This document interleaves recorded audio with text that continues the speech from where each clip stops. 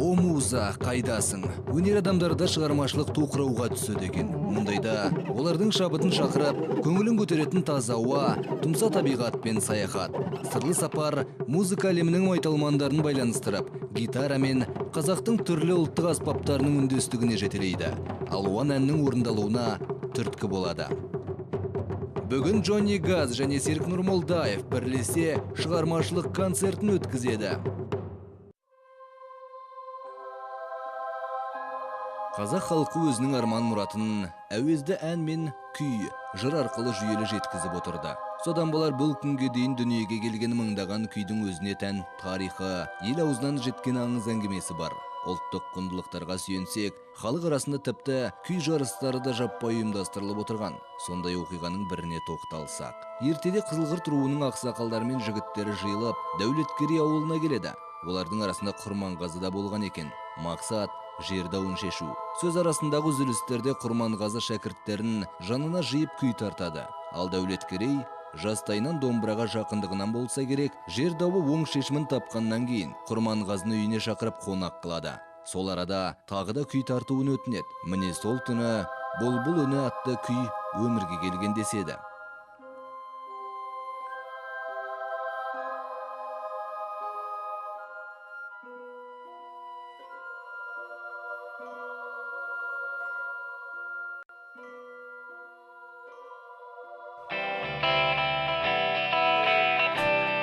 Come on, put it up.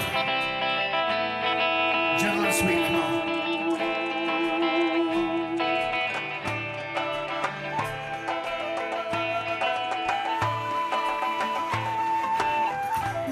Close my eyes, counting for the moment, and the moment's gone. All my dreams pass before my eyes in curiosity. Oh, destiny. All is destiny. Sing a song, just a drop of water and let me see.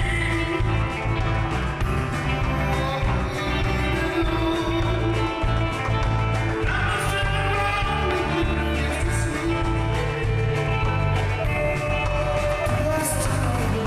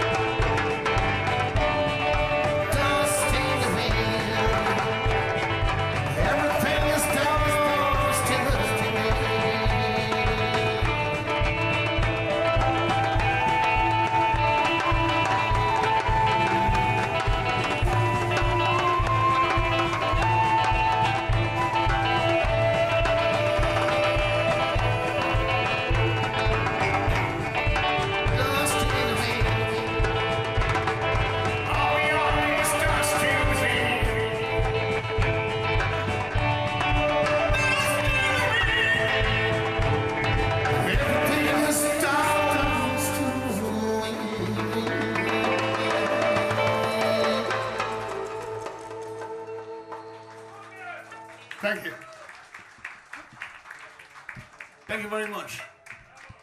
Бәріне сәлем, менің атым Серік Нұрмолдаев. Мен Тұран фольклорлы этнографиялық ансамблінің мүшесімін. Бүгінгі бағдарламамызда Джонни екеуміз Қазақстандағы қалаларға жасаған саяхатымызды әңгіме қып, өткізген концертімізге тоқталамыз. Сәлем, мен Джонни Газ. Бүгін біз Серік екеуміз Қазақстандағы сырлы саяхаттарымызды сөз қыла, тамаша сәттерді еске алмақпыз. Сенімен бір ауыздан келісемін. Джонни, осы көп күндік саяхатта сенің есіңде қалғаны не? Шынымды айтсам, ең есте қаларлық жайт ерекше мәдениет, салт дәстүр мен музыка. Мен тіпті Тұран ансамблінің орындаған әуезді әндерін тыңдап, қатты толқыдым, таң қалдым. Қазақстанның әр қаласына, әр керемет нүктесіне сапар мен үшін жаңа есікті ашқанмен бірдей болды. Шабыт ашылып, шаттыққа бөлендім. Әр өңірдің өзіне сай музыкасымен сусындадым, мәдениетімен таныстым. Мен де осы сапар барысында сенің өнеріңе қанықтым. Сол шығармашылық қасиетіміздің арқасында ұжым болып өз концертімізді сәтті өткіздік.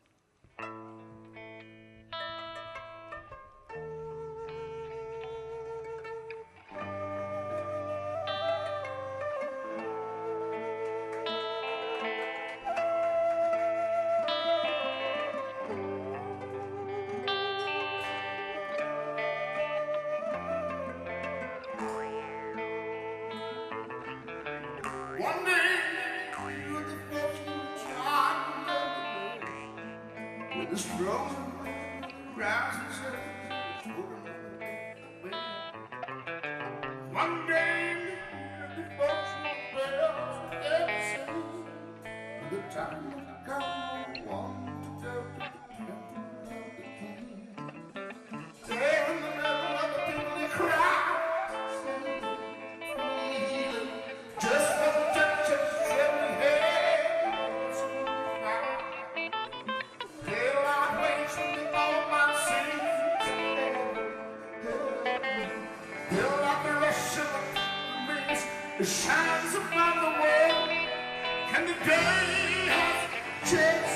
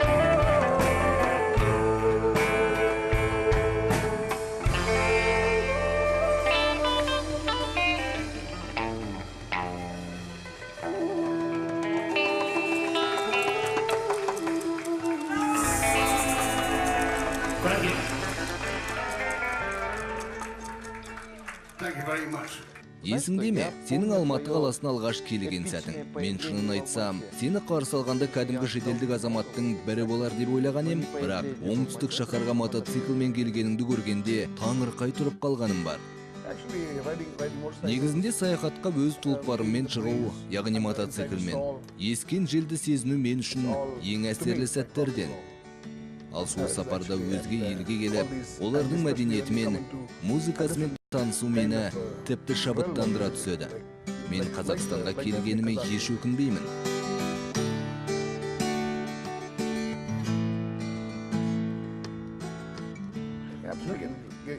Оның үстіне серік, сенімен таныстым. Достығымыз міне үлкен байланысқа ұласып отыр. Білмеймін, өз басым барлық жұмысыңды тастап өзге елден шабыт іздеу деген жайды ойыма алсам, мүмкін емес сияқты көрінеді. Бөтен ел, мәдениет. Сені не күтіп тұрғаныңды білмейсің. Мұндай қадам үлкен ерлік, өз ісіңнің шебер екендігіңді дәлелдей білуге арналған сынақ емес пе? Сол сынағымыз сәтті аяқталған сыңайлы. Иә, дұрыс айтасың. Тура ойымның үстінен түстің.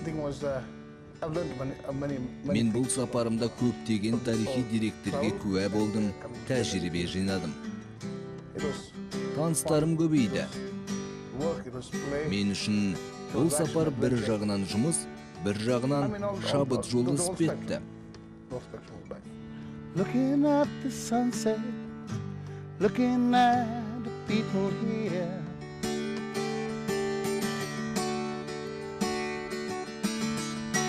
Through the years as time passes by, many things have come so clear. Yet I know one thing, that is gonna be heaven. Yes, I see the truth, I know there's gonna be heaven.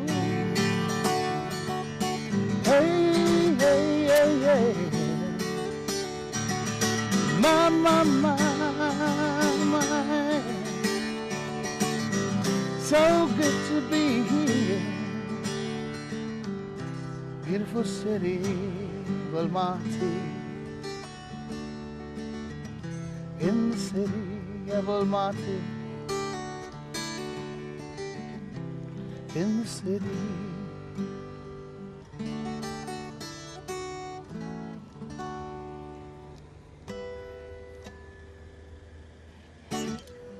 Шарын шатқалындағы сапаршы, несімен есте қалды.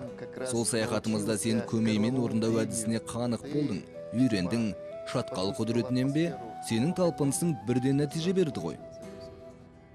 Мүмкін, бір адамдарда бұл әдісті үйрену үшін ұзақ күндері уақыты кетеді. Менде алғаш қиын болатын шығар деп ойладым.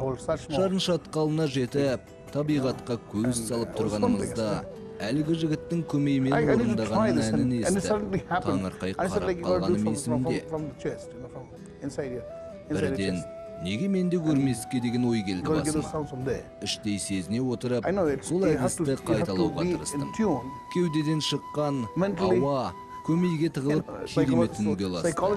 Әрине олай істеу үшін сен оны сезінуің қажет. Сонда ғана нәтиже болады.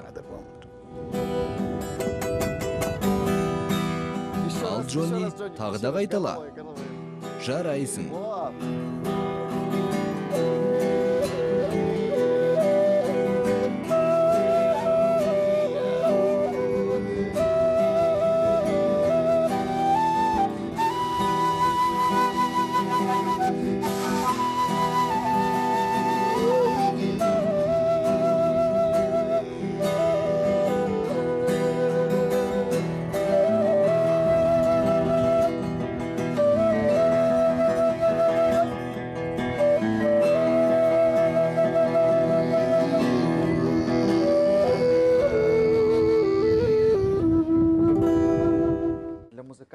Музыкант үшін өзге елдің мәдениетімен танысу, әуеніне құлақ салу, сол елдің музыка саласындағы майталмандармен араласу заңды дүние. Біз сондай-ақ сапар барысында тұмса табиғаттың сұлулығынан қуат алдық. Әр қаланың мәдениетіне көз жүгірттік, Мысалға, менің есіме қазір Шайтан көлдегі сапарда сенің тосыннан шығарған туындың келіп тұр. Сол кезде мен музыкаңды аяқтаған сәтте ғана білдім, бірден ойыңнан құрастырғаныңды. Сол әуеніңді қалай атадың? Devil's Lake. Well, it just happened at that moment. Иә, Devil's Lake. Шынымды айтсам, өзімде түсінбей қалдым. Like even in Chirin. Тамаша табиғаттың сұлулығына тамсанып, іштей толқыныста сол әуенді орындай жөнелдім. Шарын мен Шайтан көлдің Бурабайдың әдемілігіне сөз жетпейді. In the mountains and the lakes there. You see, Тұмса табиғат музыканың тууына бірден бір әсер етуші күш емес when пе? it comes to music.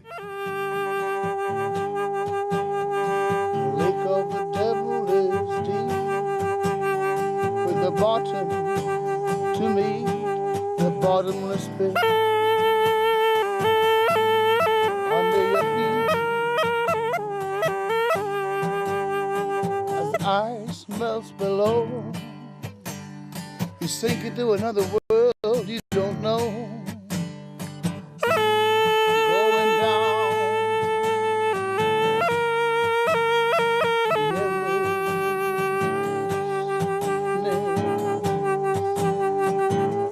Another world come alive out the devil's lake. Another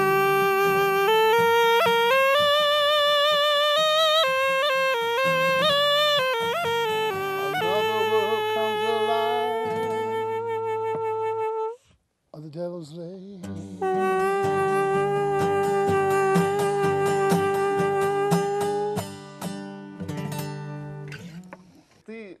Қазақстанда көптеген ұлттық тағамның дәмін таттың ғой. Мен сапар барысында барынша әртүрлі аспен таныстыруға тырыстым. Сол кездерден де есіңде қалғаны бар шығар. Маған қазақша ет қатты ұнады. Қойдың басымен бірге әзірленгені ме? Құдайым-ау, мен сол кезде шынымды айтсам не істерімді білмей қалдым. Мүмкін сол тағамның дәмі әлі тіліңде шығар. Тіл ұшында әлі де дәмі сезіледі. Оны жеуге кеңес бермеймін. Негізді астың ең дәмді жері сол емес пе? Басқа тағамның бәрі тәтті. Қымызды татып көріңіздер. Қымыз өте дәмді.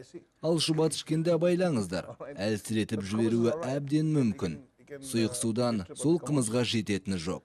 Палау, сорпа дәмі тіліңді үйрет. Қазы бар арасында. Мен өзім етті жақсы көретіндіктен маған ас мәзірі қатты ұнады. Қазы болса, жылқы етінен әзірленеді. Мен сүйіп жейтін асқа айналды. Қарын бүрме деген тағам болды емес пе? Ол да есіңде шығар. Оның дәмі тіпті тамаша. Қарынның ішіне ет салып дайындайды. Қоспалар қосып, пісірілгенде қалай аузыңа салғаныңды сезбей қаласың ғой.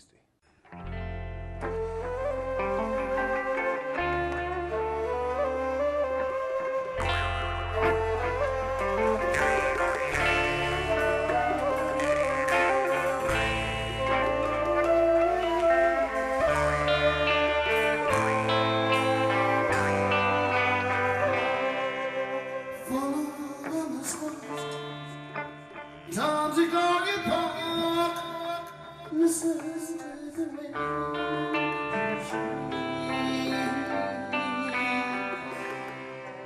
August sunlight, sun is passing by, listening to the winds that change.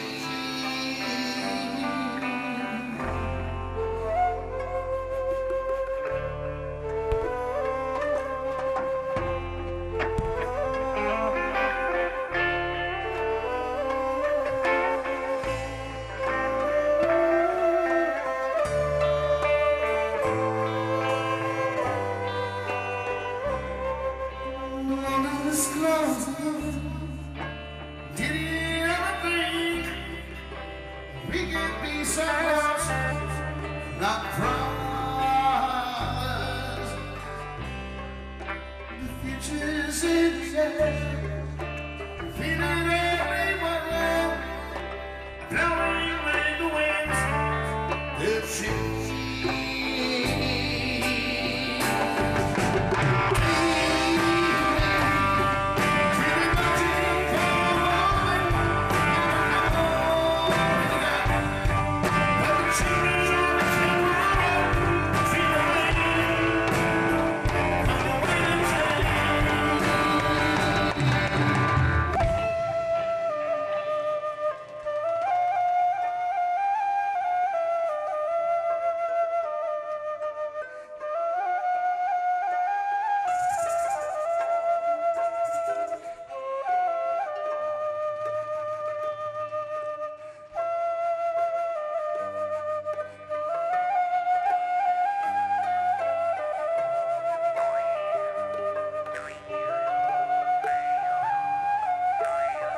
Are we ready?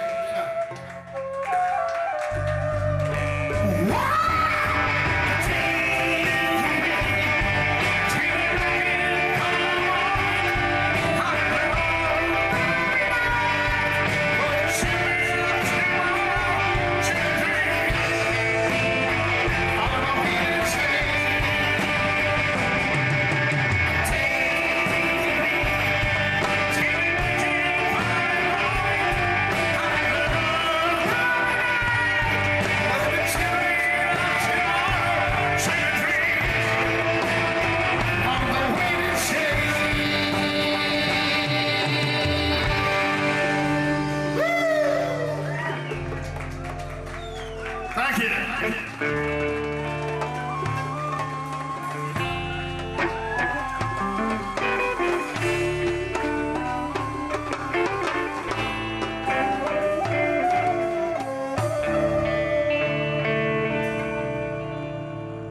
You know what? Thank you very much.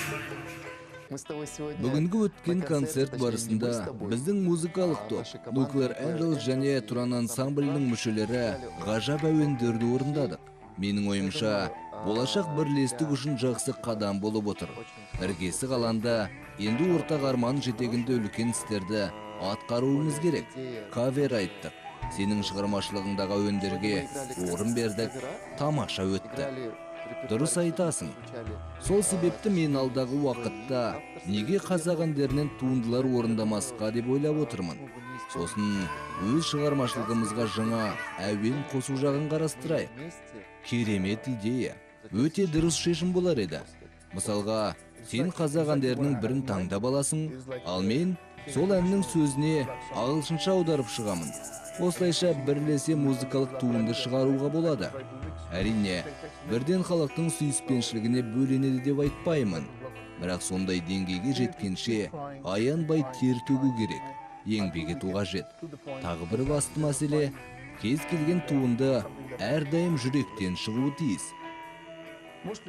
Мен осылай әңгіме барысында бәрін айта берсек, көрерменге қызықсыз болып қалар деп отырмын. Сондықтан сырларымызды ел арасына тарағанша сақтайық. Жақсы. Ал сіздерге құрметті көрермендер, айтатын ұсынысымыз бар.